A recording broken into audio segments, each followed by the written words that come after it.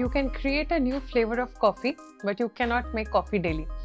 ADHD ডিসঅর্ডারটা চাইল্ডহুডেও হয়, অ্যাডাল্টেও onset হয়।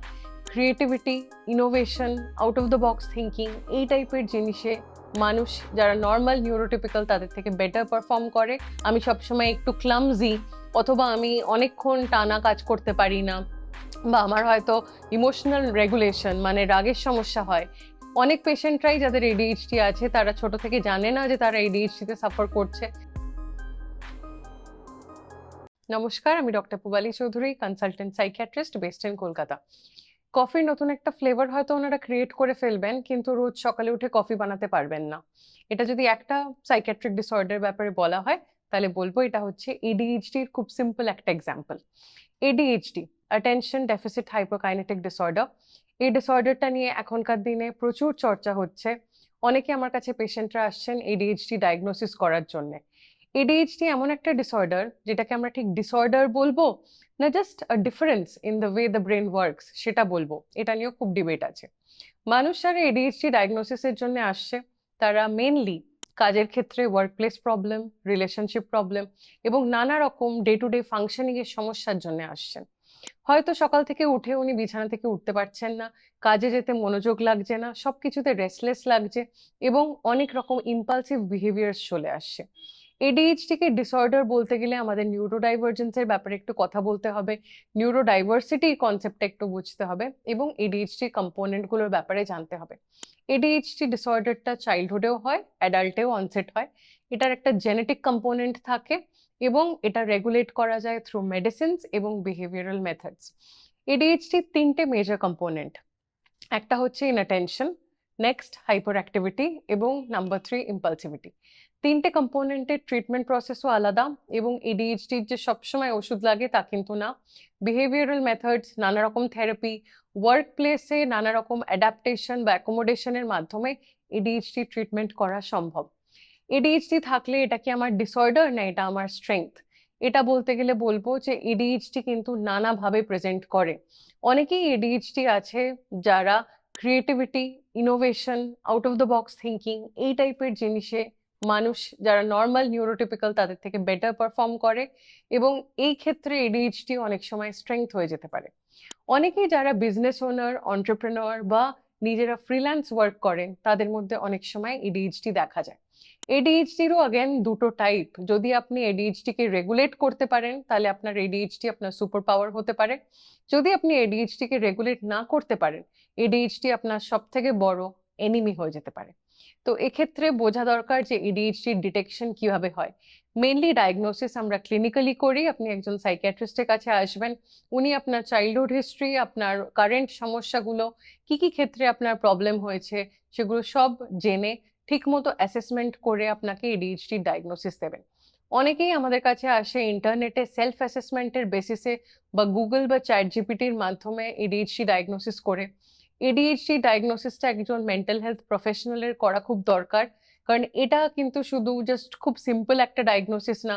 এখানে আমাদের comprehensive childhood history, developmental history as well as modern এজে আপনাদের স্ক্রিন টাইম থেকে শুরু করে ইম্পালসিভ বিহেভিয়ার, ডিজিটাল হিস্ট্রি সবকিছু মনিটর করে আমরা ডায়াগনোসিসটা করব। ADHD অনেক পেশেন্টই এসে আমার কাছে ডাইরেক্ট ওষুধ চান, স্টিমুলেন্টস। এবার স্টিমুলেন্টসের ব্যাপারে একটা কথা বলবো যে সব ADHD পেশেন্টদেরই কিন্তু স্টিমুলেন্ট লাগে না। কোন কেসে স্টিমুলেন্ট লাগবে, কোন কেসে স্টিমুলেন্ট লাগবে না, কোন কেসে ওষুধই লাগবে না, সেটাও কিন্তু একটা সাইকিয়াট্রিস্টের অ্যাসেসমেন্ট খুব দরকার। ADHD অসুখটা নিয়ে আজকাল এত চর্চা হচ্ছে কেন? এখনকার দিনে মডার্ন এজে ADHD একটা ডোপামিন বা স্ক্রিন টাইমের সঙ্গেও কানেকশন আমরা দেখতে পাচ্ছি। অনেকেই যাদের অমনোযোগী বা কনসেন্ট্রেশন কমে যাচ্ছে, কাজে ফোকাস করতে পারছেন না, আগে 2 ঘন্টা পড়তে পারতেন এখন 10 মিনিটও পড়তে পারেন না, তারা কিন্তু নিজেদের ADHD সেলফ ডায়াগনোসিস করছেন। সেই সব ক্ষেত্রে কিন্তু ADHD তাদের নেই। ADHD ডায়াগনোসিসটা আমাদের সাইকিয়াট্রিস্টদের করতে হবে। অনেকটা লং টার্ম ডায়াগনোসিস হয়, কারণ এটা শুধু ইম্পালসিভিটি, ইনঅ্যাটেনশন এবং হাইপার অ্যাক্টিভিটি না, এটা তার সঙ্গেও এক্সিকিউটিভ ডিসফাংশন মানে ব্রেনে আপনার working memory, processing speed, decision making, inhibition, impulse control এই প্রত্যেকটা জিনিসের রোল থাকে। সো সেখানে ADHD ডায়াগনোসিসটা আমাদের করাটা, আর্লি করাটা খুব দরকার।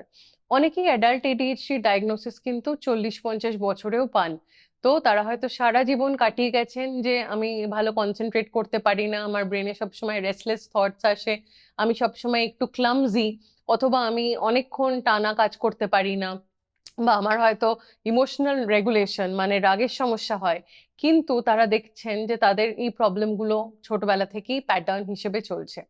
এডিএইচডির ইমোশনাল রেগুলেশনের সমস্যার কারণে এডিএইচডি অনেক সময় বাইপোলার ডিসঅর্ডার বা বর্ডারলাইন পার্সোনালিটি ডিসঅর্ডার হিসেবে ডায়াগনোসিস হয়ে যায়। তারা সেই ওষুধ বছরের পর বছর কন্টিনিউ করেন, কিন্তু দেখেন তাতে ভালো রেজাল্ট পাচ্ছেন না। সেই সময় তারা অনেক সময় ট্রিটমেন্ট প্রসেসে আসেন না, বা ট্রিটমেন্ট প্রসেসে ফেড আপ হয়ে যান।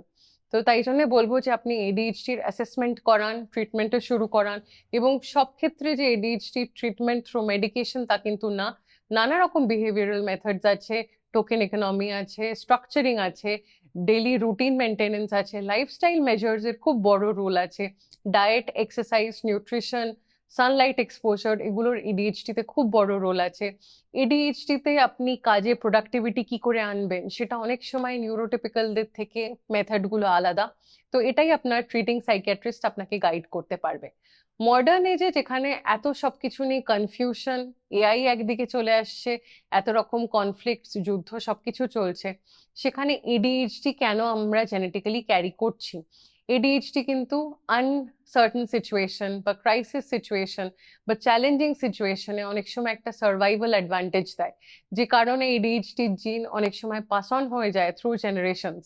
এবং আমরা এটা কনসিডার সবসময় করব যে এডিএইচডি কে একটা ডিসঅর্ডার বলার আগে এডিএইচডি পেশেন্টদের বা এডিএইচডি যাদের আছে তাদেরকে আমরা সেই ওয়ার্ক প্লেস এনভায়রনমেন্ট, সেই অ্যাকোমোডেশনস দেব যাতে তারা ভালো মতো ফাংশনিং করতে পারেন।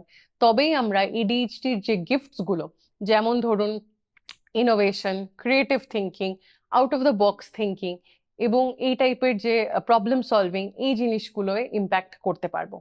এডিএইচডির জন্য আরেকটা খুব ইম্পর্টেন্ট কম্পোনেন্ট, সেটা হচ্ছে ডে টু ডে বেসিসে ইমোশনাল রেগুলেশন। অনেকেরই অ্যাঙ্গার আউটবার্স্ট খুব সিভিয়ার হয়, এবং এডিএইচডিতে সাবস্টেন্স ইউজের সংখ্যাটাও আমরা দেখি অনেক ক্ষেত্রে বেশি। যেহেতু ডোপামিন রেগুলেশনের সমস্যা হয়, এডিএইচডির সঙ্গে সাবস্টেন্স ইউজ প্যাটার্নস ধরা যায়। অনেক পেশেন্টরাই যাদের এডিএইচডি আছে তারা ছোট থেকে জানে না যে তারা এডিএইচডি তে সাফার করছে। তারা দেখে তারা প্রচুর রকম সাবস্টেন্স ইউজ প্যাটার্নস এর মধ্যে ঢুকে যাচ্ছেন। যদি দেখছেন আপনার সাবস্টেন্স ইউজ প্যাটার্নস বেড়েছে, আপনার স্ক্রিন টাইম বেড়েছে, নিজের বিহেভিয়ার রেগুলেট করতে সমস্যা হচ্ছে, আপনার ওয়ার্ক প্লেসে সমস্যা হচ্ছে, রিলেশনশিপসে সমস্যা হচ্ছে, তাহলে খুব তাড়াতাড়ি একজন সাইকিয়াট্রিস্টকে দেখান। এবং এডিএইচডি কে ডিসঅর্ডার মনে করার আগে জাস্ট একটা difference in the way the brain functions সেটা মনে করে আর্লি ট্রিটমেন্ট সিক করুন।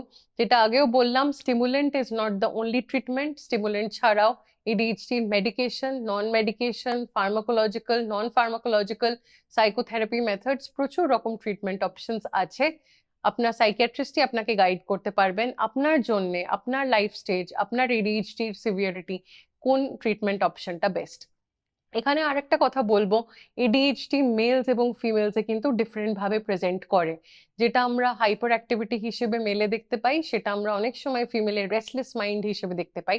এবং ইম্পালসিভিটি যে বিহেভিয়ারটা মেলে আমরা সাবস্টেন্স ইউজ প্যাটার্নসে দেখি, অনেক সময় ফিমেলে সেটা ইম্পালসিভ শপিং বা ইম্পালসিভ ফোন ইউজ প্যাটার্নস সেগুলো দেখতে পাওয়া যায়।